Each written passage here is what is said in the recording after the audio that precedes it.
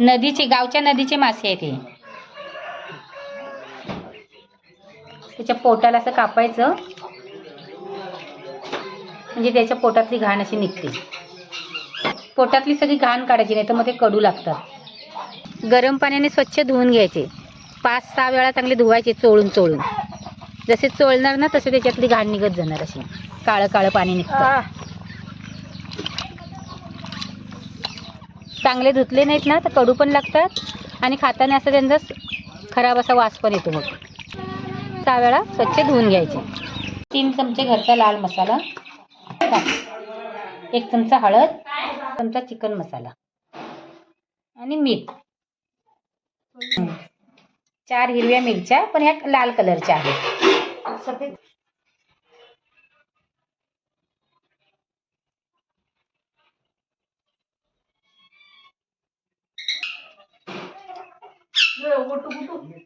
पाच 6 कोकम आहे, हे पाणी करून घालायचं आणि कोकम पण टाकायचे. कोकम थोडे असे तोडून टाकायचे.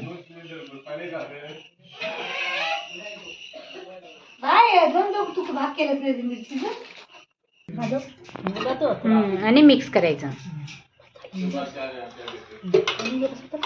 2 ते 3 चमचे तेल घालायचं आणि चांगलं मिक्स करून घ्यायचं.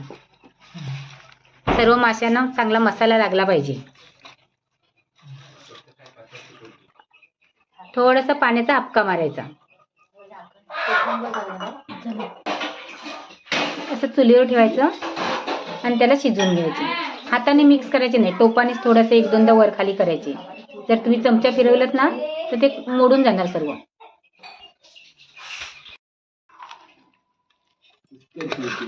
कुसकळलं शिव त्याच्यात दिसणार कशी. आपण जेवताना पण जरा करा. वाढ वाढ.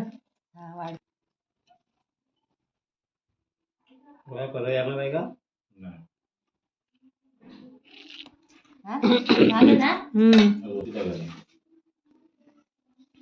आई